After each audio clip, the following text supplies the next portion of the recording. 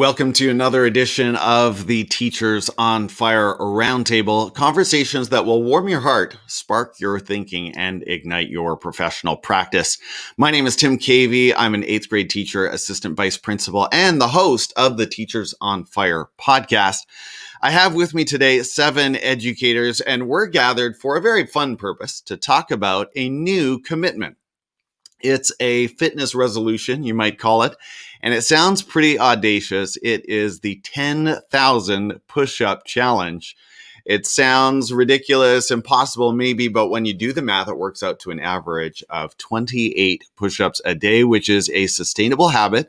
It's something that we can aim for and actually achieve, and we're trying to do it together with the support of each other. So welcome here.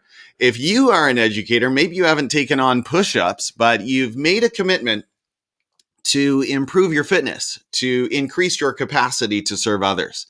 And I hope, I trust that you will find some encouragement and inspiration here in this conversation. So again, welcome.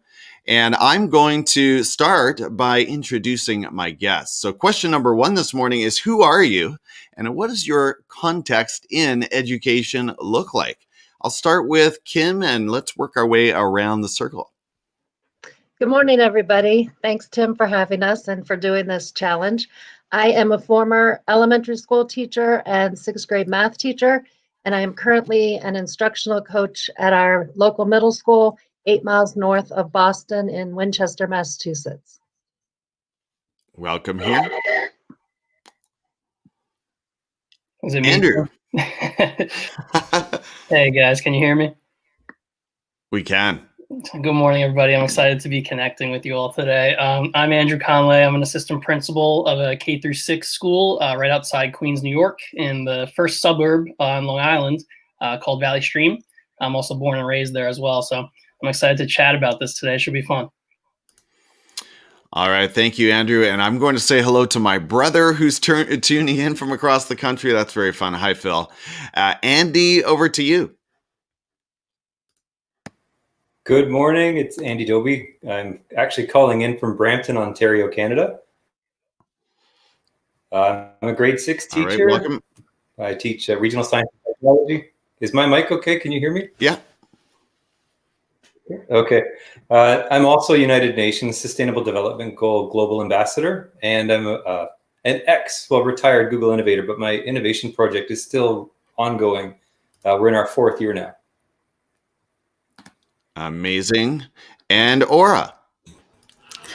Hi, I'll say good morning to you and good evening to my friends also in Southern Africa. My name is Aura Kawanza Rua, but everyone just calls me Miss Aura because it's easier. I am a school principal based in Harare in Zimbabwe, which is the southern part of Africa. And I run a small primary school that's quite old, 72 years old, established in 1947. I'm just really happy to be part of this conversation. And I've been in education formally for very short time, for only about a year. But I've been teaching on kids entrepreneurship for about 4 years. So it's sort of been a natural progression. So that's me. Thanks for having me. Yeah, thank you for joining, Aura. I don't know how you found me, but I'm so glad you did. We had some guests from the Middle East a week or 2 ago on the show, and now Africa. This is really, really fun. And by the way, your connection is beautiful. It's great. Yay, it's behaving today. Yeah, that is awesome. Craig, introduce yourself. Good morning, everyone. Thanks for hosting and thanks for having us. My name is Craig Collins. I'm out here on the West Coast, the best coast, in San Diego, California. Currently teaching 9th grade English and coaching water polo. I guess the other thing would, 3rd generation teacher. Everyone in my family is in education, believe it or not. All right, the family business, very fun. And Mackenzie. Good morning, everyone. Hello. My name is Tyler McKenzie, but everyone calls me Mackenzie. I am a 9th through 12th grade social studies teacher. I am the social studies department chair at Potomac High School in Oxon Hill, Maryland. I currently teach social issues and psychology, and I'm so happy to be here with you all and have this conversation. Thank you for having me. Welcome here, and I certainly don't envy high school social studies teachers this week. I think that must have been a tricky week for sure. We're meeting another one here, Stephanie Edmonds. Yes, I was going to say you obviously saved the best subject for last because I also teach social studies. I'm currently teaching 10th grade global history at a high school in the Bronx. And we're actually studying the French Revolution. So the conversation actually wasn't as hard as it might have seemed. We had a lot of avenues in for discussing it. But yeah, I'm so excited for this challenge. And also right now, I'm currently a teacher for Open School. I'm working on that. So check us out at teachersforopenschools.com. All right. Well, welcome here. The social studies part of me wants to jump into that whole conversation and make some comparisons, but let's not go there. Let's keep it on push-ups and fitness this morning. So again, welcome if you're just joining us live or on the replay. We're talking about the 10,000 push-up challenge. It sounds ridiculous, but it is achievable, and it's a path to a new habit. So question number 2, what is your why for the push-up challenge? Why did you jump on board? What is pushing you? Where does your motivation come from? I'll go back to you, Stephanie. Well, I mean, really, I just saw it and I was like, you know what? This year I haven't really made too much of a resolution. I'm just like really focused on trying to do the best that I can from virtual learning. And, I'd like to see schools open. So I'm focused on that. And then I saw this and I was like, all right, well, if I don't have one, I'm going to steal Tim's idea and hop in on this. And, I've been trying to get a fitness routine down too. So I figure if I have people to hold me accountable, then we're going to make it happen in 2021. All right. Brian says, I did my push-ups this morning. Very nice, Brian. Stop showing off. I haven't done mine yet today. But Mackenzie, what's your why behind the 10,000 push-up challenge? So I have been the cheerleading coach at Potomac for the last 9 years. And this year I decided to take a season off, and I'm going through withdrawals because I haven't been really active since quarantine. So when I saw this challenge, I was like, okay, this is absolutely something I have to do. And 28 push-ups, I think I can do that every day. So far, so good. There's no limit on the number of sets. You can do 7 sets of 4, however you need to get there. Yes. Craig, what's your why? My why would be I really like that word sustainable. And the challenge to me is to be consistent. I mean, I think if it's something that's sustainable and that doable, if I could just focus on one thing and to be consistent for an entire year is quite a feat. Well, and I love that message. We'll see how many educators, Craig, are still logging into the Google Sheet by week 52. But so far, we're doing okay. Right. Aura, what's your motivation? What's your why? So I have a love-hate relationship with exercise. So it's usually really hard for me to do stuff consistently unless there's other people around me. Now with lockdown, it's been really hard to be really focused. I use running after my 7-year-old as an excuse for exercise, but really it's not. Also, I broke my foot in early December, so I can only do upper body stuff. Although I've been very naughty with my walking boot and doing things I shouldn't be doing. But it was a good excuse. Like, okay, yeah, this is an exercise I can do. It's a bunch of strangers on the internet that I don't know and that we're all going to be cheering each other on, and that's great. And it's people who also work in education. It just spoke to me. I usually don't do challenges, but this one really spoke to me. So yeah, that's my why. Love that. And I wanted to follow up with the broken foot. I'm so sorry to hear that. So are you doing push-ups from the knees up, or can your feet take that pressure? What does that look like? So my boyfriend's watching, so I'm going to say I'm doing my push-ups on my knees. Okay. And I'm very well behaved. Officially. Okay. All right. We get you. Andrew, what's your motivation? So are you talking to Andrew or Andy? Hey, sorry, I was unmuting.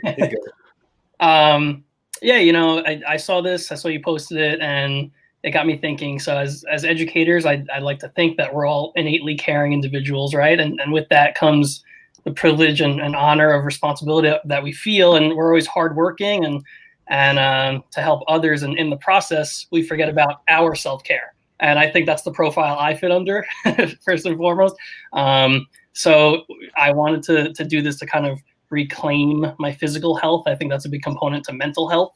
But I also wanted to highlight this, Tim. I think that when I saw this challenge, I immediately thought that it was a bit correlated to the work that we do as educators, because our students throughout a year can be quite overwhelmed with like overarching goals. And when I saw 10,000, I was like, that's daunting. I don't know. So I think it's a good way to put, myself and us as a collective back in the learner's seat to kind of, appreciate and experience incremental success growing towards a larger overarching goal. So I signed up and I'm ready to go.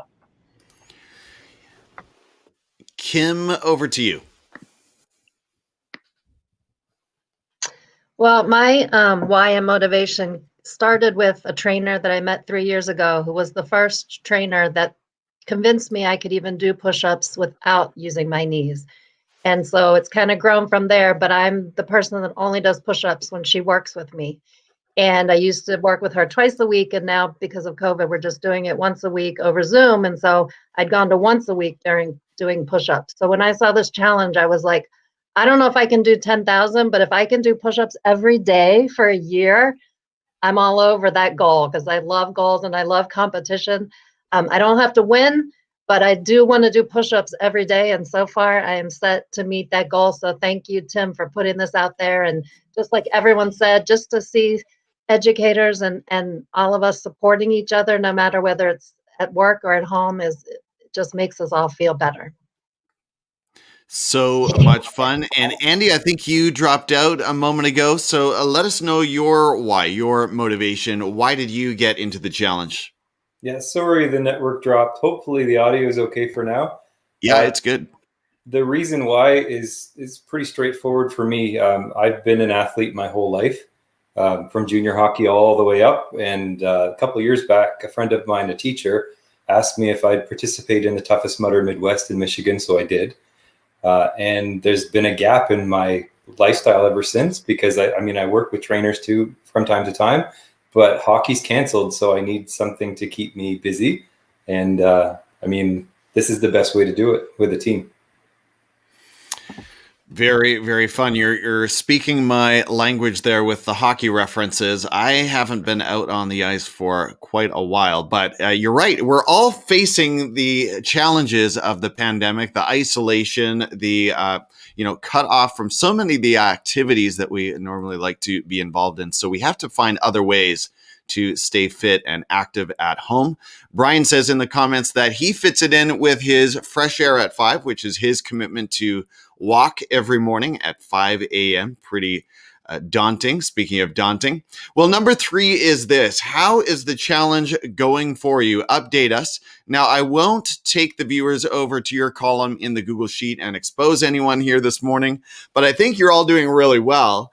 I think I'm on track so far. So let us know what it's felt like, and we'll hold off on sort of your daily routine and tips and strategies till the next question. But I guess this is a quick one. Kim, how is it going for you so far? So far, so good. I've done push-ups every day.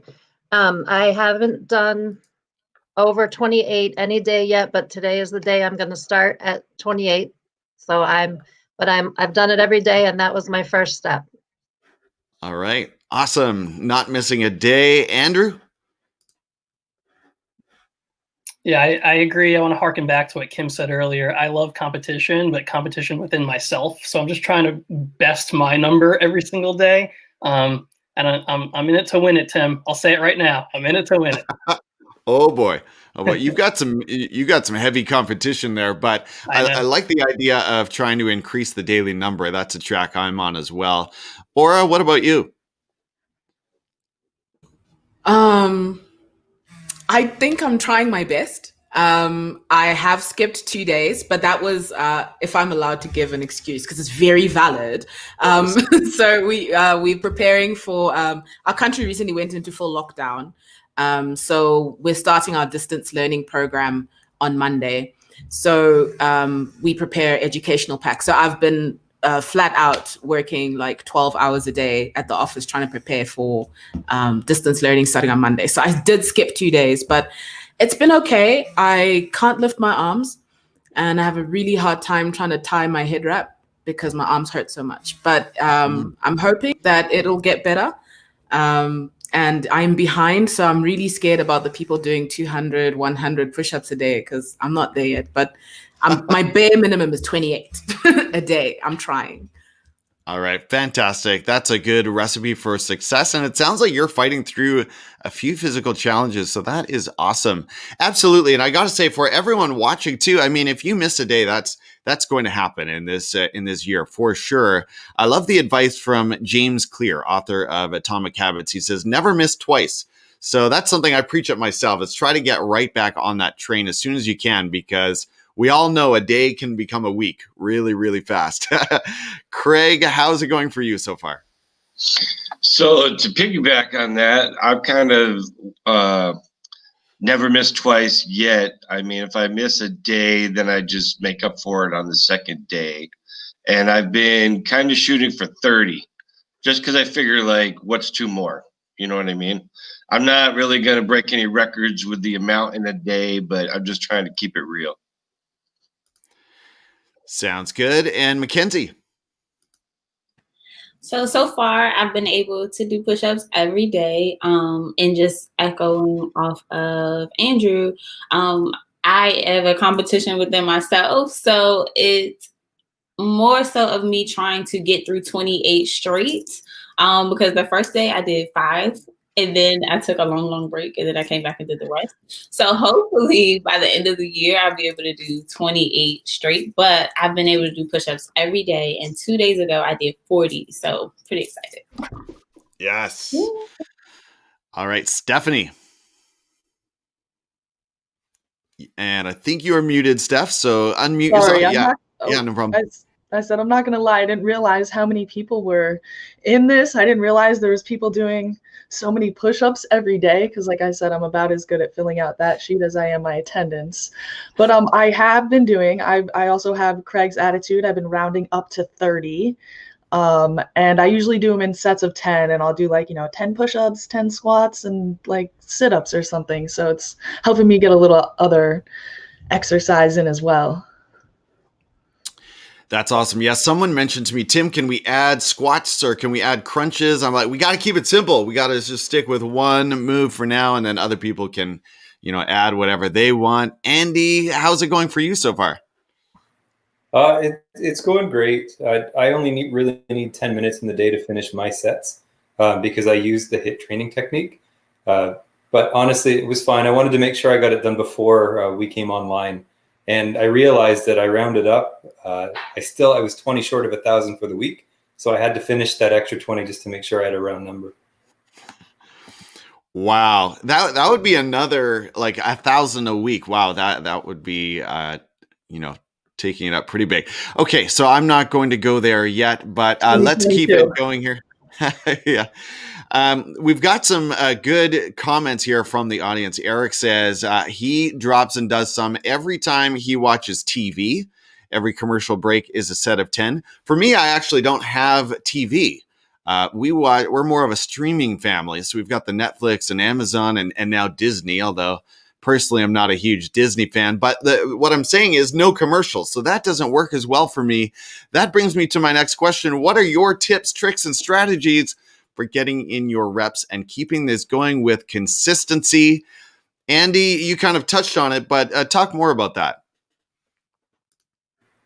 Sure. I use you can find them on Google Play or on iTunes. I just use it's called an HIIT or a HIT, high intensity training or interval training tool. And it tracks my time for rest and time for work.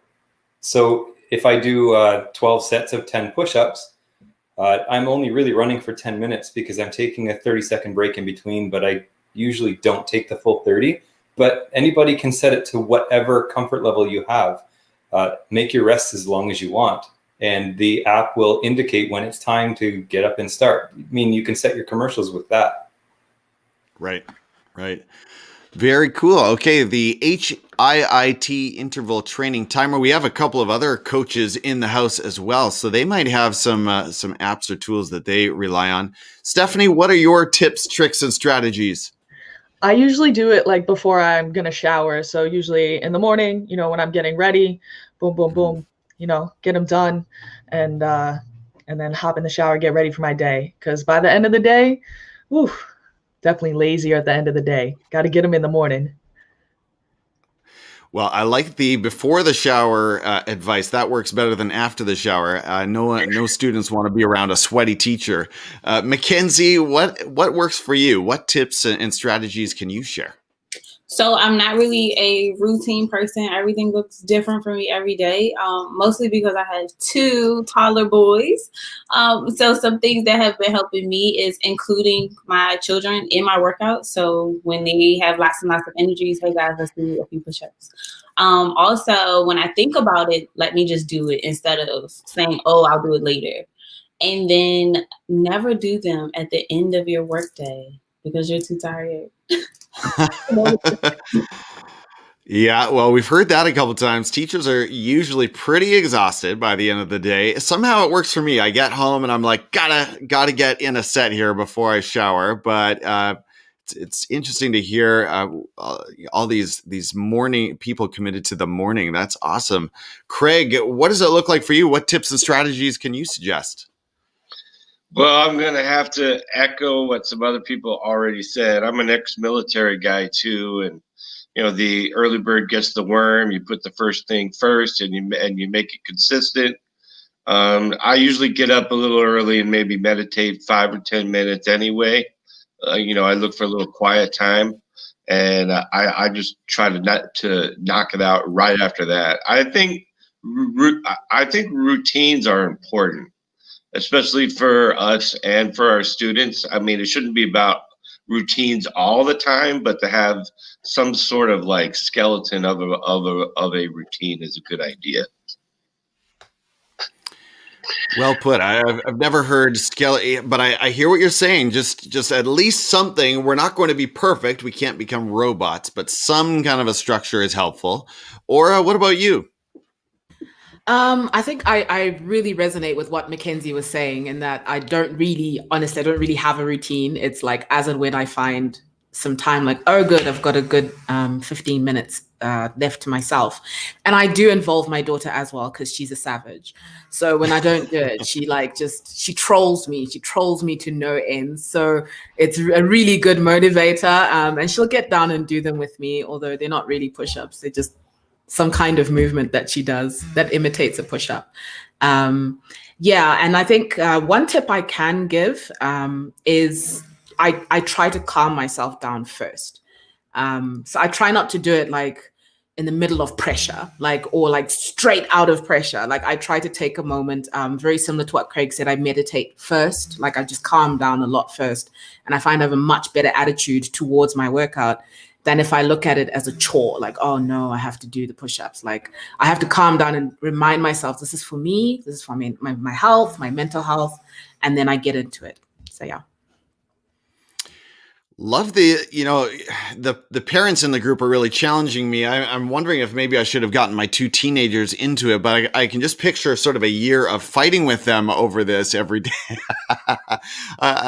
So that is awesome. I love getting the kids involved. And someone on Twitter said, get your students involved as well. So, there's no limit. Andrew, what about you? What are your tips, strategies? What works for you?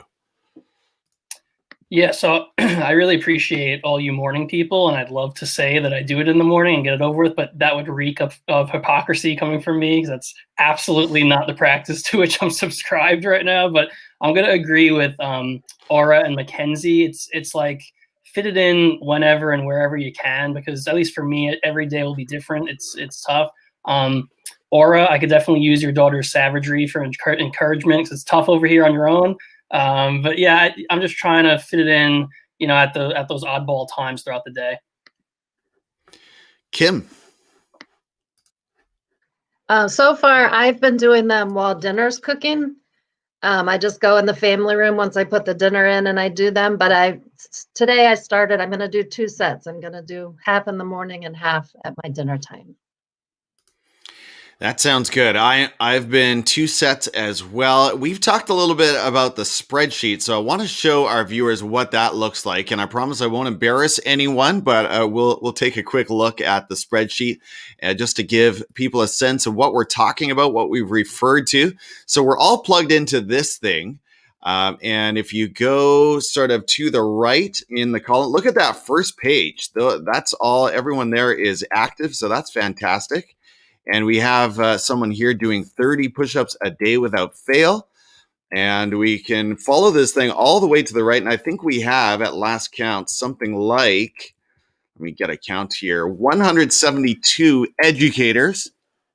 So it's pretty fun. And with that hyperlink there, you can message anyone with some quick encouragement. But that's what we're aiming for. In this row right here, we've got the average per day. And that is... I had a friend show me how to automatically set that formula up. So it's going to update every day with your daily average. And again, that's something that you don't have to keep right at 28. You can sort of fluctuate above and below, but 28 is the goal in order to end up in a year at the 10,000K push-up party, celebration party. Hopefully we can all be there. Well, thank you so much for sharing your ideas, tips, and tricks this morning.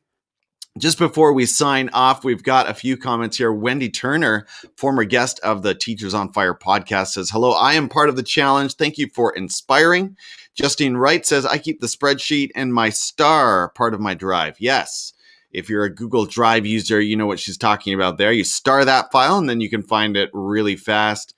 And Wendy says, I do them during class mini breaks. Good for you. I was actually going to ask, does anyone else here do them at school? If you are in school right now, throw your hand up if you're doing them at school or in the classroom. Anyone? No. Okay. We all like to keep it clean at school. And Justine says, some days, if feeling good, I add a few extra just in case I may miss a day over the year. All right. Well, thank you for coming on board with the challenge as well, Justine. Thank you again for joining us, guests and panelists. Before we sign off, let us know how can we connect with you and mention any work that you'd like to share with the viewers real time and on the replay. Kim? Oh, I'm on Twitter. You can see my handle there, and I just love connecting with educators. Hi, Wendy. I love connecting with educators around the world, and I'm just lucky that I was part of this today, and I can't wait to follow you guys the rest of this year.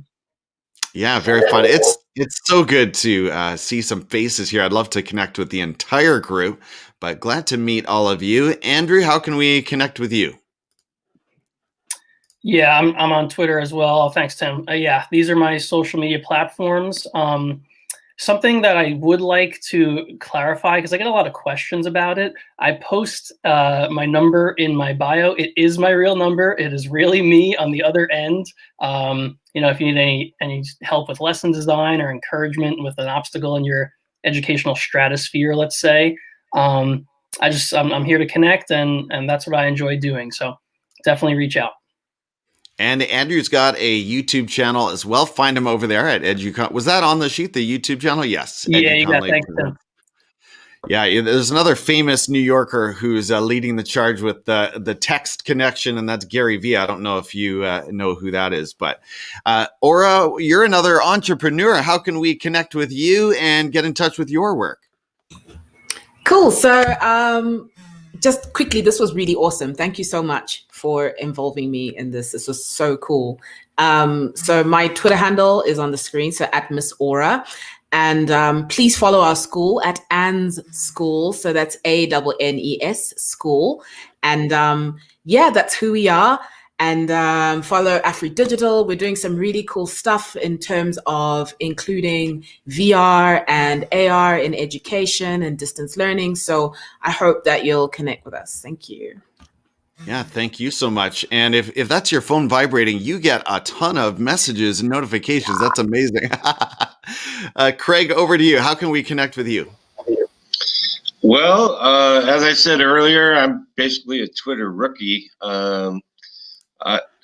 I don't have any side business going on, and I'm just trying to figure out how to do things better in this distance learning environment that we're in. Just trying to connect with educators all around the world. Sounds good, Craig. Yes, definitely no pressure to have a blog or a this or a that. We've all got enough to focus on. Absolutely. Right. Mackenzie, how about you? So thank you again for inviting me. You guys can find me on Twitter at Hey Miss McKay. That's a name one of my students gave me, so I've been going along with it.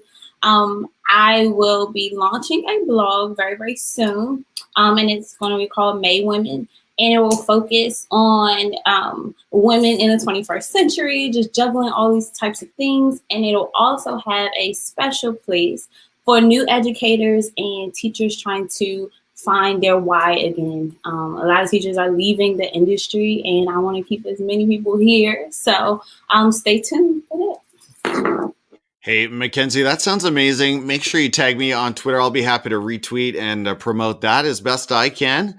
Stephanie, you've got, I know, a YouTube channel going on. What else is going on in your world, and how can we connect? Yeah, so you can find me on all the social medias from Twitter, Instagram, YouTube, at Class Disruption. And right now, the issue that I'm very focused on is a safe reopening of schools so all families can have an in-person option for education. And so that's Teachers for Open Schools. You can find us on all the platforms. It's Teachers for Open Schools. Use the hashtag. We have a website, and we just want to make sure everybody has the best information about how schools can and should be open safely.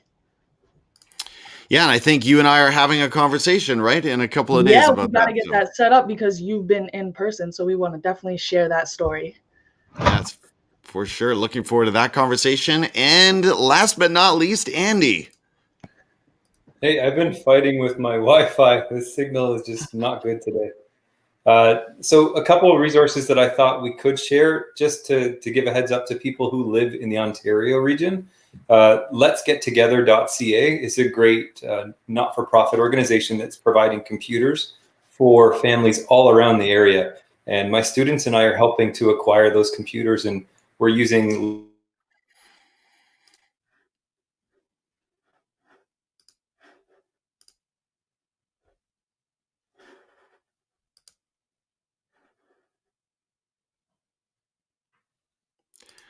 Okay, I'm not hearing Andy. Are you hearing Andy? All right. Okay. Andy, we're so sorry that we seem to have lost you here a little bit. We'll see if you pop back in, but thank you for sharing that resource. That was letsgettogether.ca. Thank you so much, Andy. Well, hey, to all of you, thank you again for joining me today. This was really fun. It's great to hear from different environments and, you know, what works for people, what doesn't work for people, different structures and routines. But the bottom line is we're all on this train of 28 push-ups a day, or aiming for that by the end of the year. And hey, that'll be not just bragging rights to be able to tell people we did 10,000 push-ups in the year, but more importantly, we'll have actually made a substantial change in our lifestyles. Hopefully, there's a great book called The Compound Effect that just talks about the power of the little things you do every day. So if you can get on that train and actually make a lasting, sustainable habit change in your life, you've done something really significant. So I want to congratulate all of you and thank you For the viewers, if you've joined us live, thank you so much. And if you are joining us on the replay, make sure you catch us again next week. I'm here every Saturday morning, 8 a.m. Pacific, 11 a.m. Eastern. Not sure exactly what time this is over on other continents, but you can do the math, and we'd love to join you. All right, educators, enjoy the rest of your weekend, and I'll see you again soon in our push-up Google Sheet. Bye-bye. Bye, Tim. Thank you. Bye, Bye. everybody. Bye. Thank you. Have a